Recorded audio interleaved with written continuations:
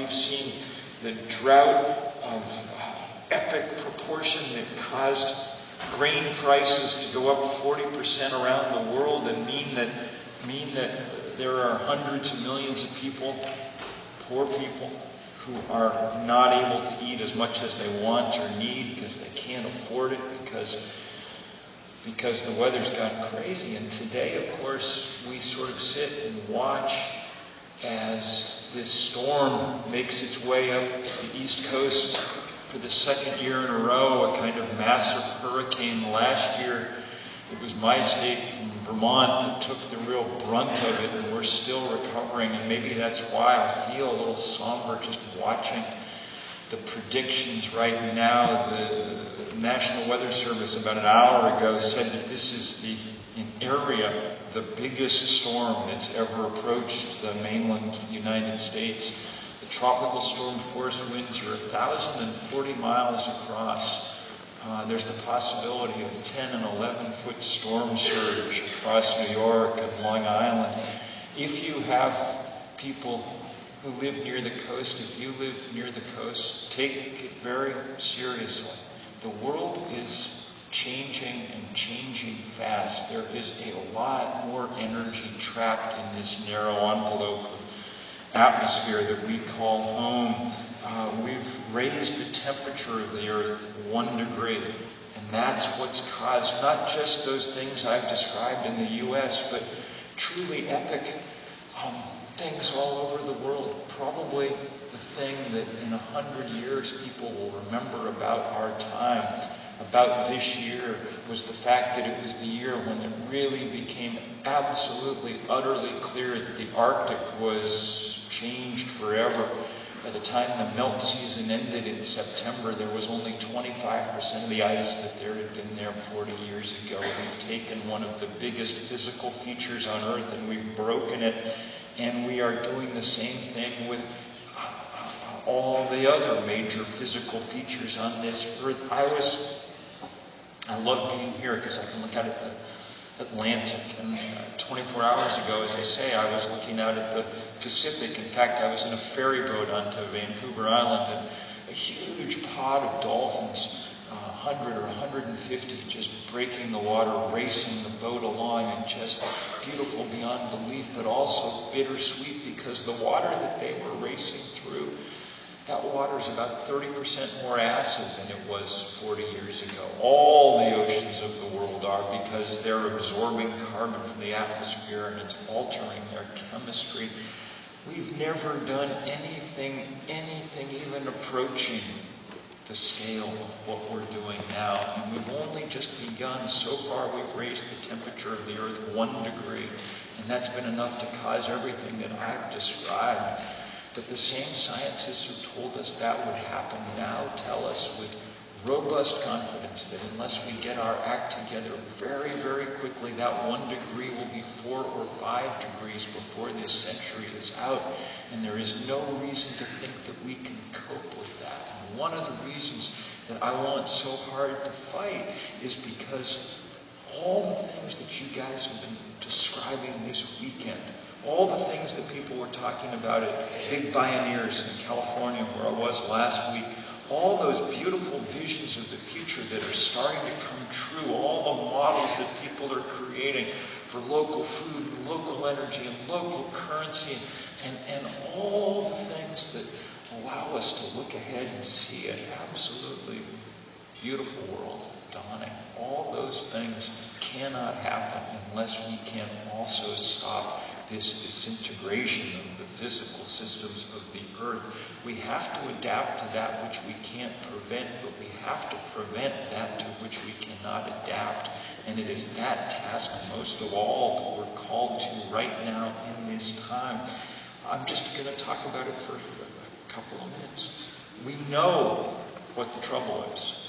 The trouble is that the fossil fuel industry, the richest industry on Earth, has used its wealth and its power to block the kind of common sense change that we need. Everybody knows that we need to move to a renewable energy economy, and in a few places where the power of the fossil fuel industry is a little less, it's actually happened. Germany is the one country on earth that's taken all this seriously, the one big country, and there were days this summer when they generated more than half the power they used from solar panels within their borders. Okay, this is Germany. Munich is north of Montreal. It's foggy. It's Wagnerian, It's not Florida or Texas or Arizona or California. It's a perfect demonstration that what we lack is not technology, but the political will to put it to work. And that's what we're going to have to build.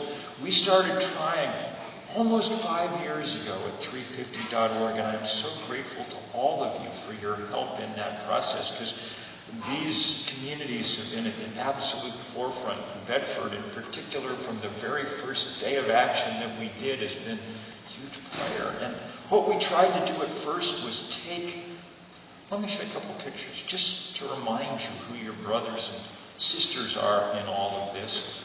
We have 40,000 pictures in the Flickr account from those 20,000 demonstrations in every country on earth except North Korea.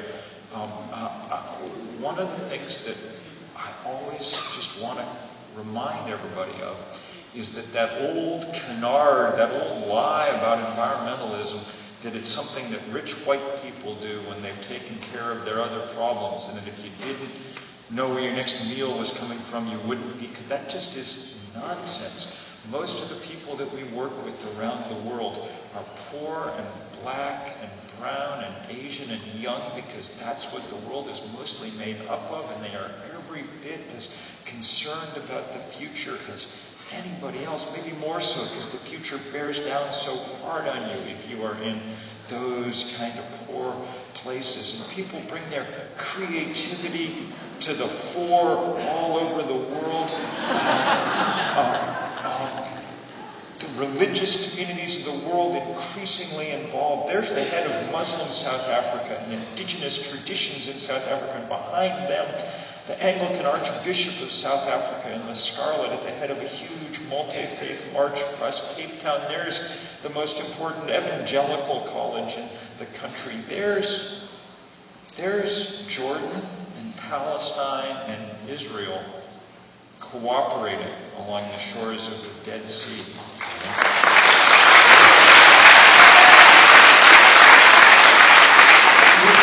Hundreds of demonstrations across China, which isn't easy. One or two have been broken up by the police, but most have continued as people there start to stand up for a different future than the one, and it's starting to work. China's leading the world now in installing renewable energy. There are brothers and sisters in the Maldives. It's a 5,000-year-old country, culture, but the odds of it becoming 5,100 years old are pretty slim. The highest point in that country is 1.5 meters above sea level. But they're trying with everything they've got. There's the Student Government Association holding their meeting in the lagoon to demonstrate what's going on.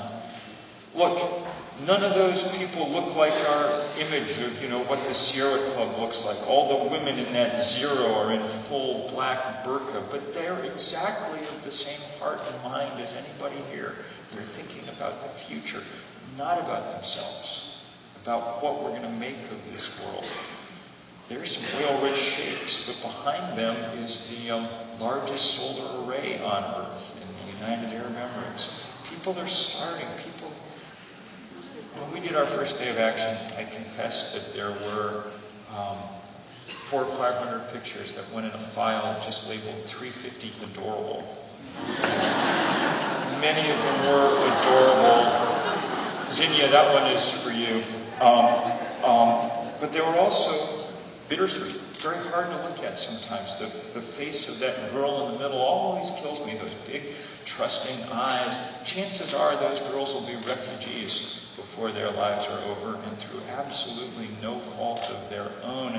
And, I can show you these pictures for hours on end from every corner of the world. These are your brothers and sisters. These are who are joining this fight everywhere. And and with great love and great power, increasingly bringing art to bear. Tom York, lead singer of Radiohead, asked 3,000 of his closest friends to come to Brighton Beach in the UK, and he gave them all blue raincoats, and then they made that image, which I'm afraid is kind of apropos for today, of King Canute trying to hold back the ocean, doing art projects so large that the only way, so many people making such huge images, and the only way to capture them is with satellite from outer space, because that's how big they are. That's the dry riverbed in Santa Fe, and that's a few thousand people with blue cardboard and sheets above their heads. The satellite passed over, turning it back into a river for a minute. This stuff is beautiful and powerful, and we've built with your help this movement all over the world. And now we have to put that movement into serious use. We have to make it count in the very short time that we have, and that's what we've been trying to do. Last year, with the help of people in this room, we took on this huge pipeline down out of the tar sands of Canada, because it turns out that that's the second biggest pool of carbon on Earth. And we didn't know if there were any way that we could even begin to slow it down. Everybody in Washington said no, it was a done deal. But when Jim Hansen at NASA said, if we burn all that stuff on top of everything else we're burning, and it's game over for the climate, we knew we had to try. And so we put out a letter asking people to come to Washington and get arrested. And what do you know? People showed up. It turned into the biggest civil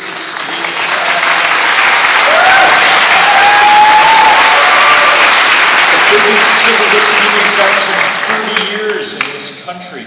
And then it spread around the world. Soon they were doing it up in Canada, and then at embassies and consulates, and then we came back to the White House, and some people here were there for that day when we surrounded it shoulder to shoulder, 5 deep around that mile-long perimeter. And then the great day, 4 days later, when President Obama said, okay, we'll take a year and really study this. If he's reelected, we'll find out whether he was speaking cynically or whether he meant it. But at the very least, we began to demonstrate that we could stand up to the power of the fossil fuel industry. And now we just need to do it.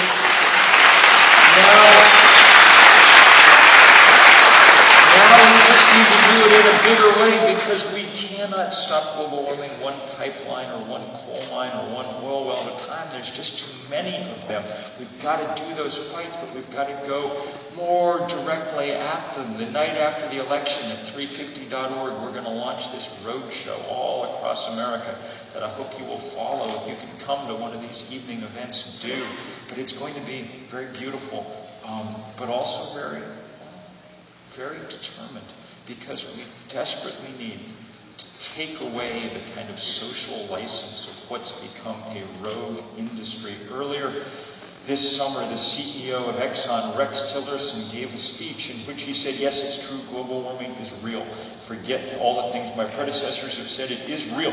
But it's an engineering problem with engineering solutions. Someone asked him what he meant. He said, oh, if we need to move our crop production areas, then we will. This is the kind of crazy crop production areas are what the rest of us call farms. And there is no place to move them. The fact that Exxon have melted the Arctic for us does not mean we can take Iowa and transplant it to the tundra. There's no soil there, and soil is a good thing if you're trying to grow stuff. We have to stand up to these guys. They are a rogue industry, an outlaw industry. Outlaw, not against the laws of the state, because they get to write those, but outlaw against the laws of physics, okay? And that's an even more grievous offense. And so if you all are at college, we're going to be trying to get you to go to work to divest the stock of your college in the fossil fuel companies, and if you're at a church or if you're anything else. And then we're also going to be telling people that we're going to be organizing people to come to Washington, but also to go to places like Dallas, to the shareholders meetings of these companies, and sit down in the street again and make clear that it's not business as usual, that they have to stop, that their social license has been revoked. It's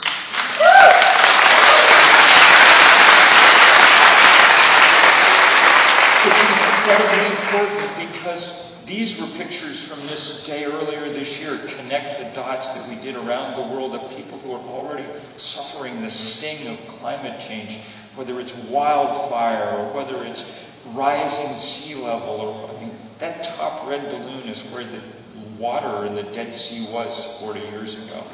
Okay. That came with a little note, that picture from some anonymous village in the middle of India. The note just said, there is no water behind our dam anymore. I don't know what to do with these pictures except try to fight. That's in the part of Pakistan where 20 million people have been flooded from their homes in the last 3 years. That's in Vermont, and you can see the damage from Irene last year in those farm fields all covered with sand.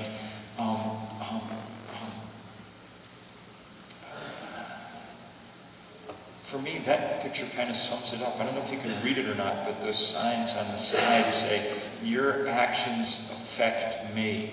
Okay? It's not true the other way around. There's nothing anybody can do in Haiti that can affect us. They don't use enough fossil fuel. They don't have any headquarters of fossil fuel companies. They're not a superpower. It's up to us to figure out how to turn this around. I think we... I don't know. I don't guarantee a thing other than that we'll fight. I do know this. There were 2 lessons that I learned when we were doing that stuff in Washington. One, that it's going to take all of us. When we sent out that letter asking people to come and get arrested, we said, college kids should not have to be the cannon fodder here. If you're 22 right now, maybe an arrest record is not the most important thing for your resume, quite. One of the few unmixed blessings of growing older is, past a certain point, what the hell are they going to do to you? And so it was really good to see people with hairlines like mine screaming into D.C. And we didn't ask them, how old are you, because that'd be rude, but we did cleverly say, who was president when you were born? And the 2 biggest groups came from the FDR and the Truman administrations. Okay, so that was big.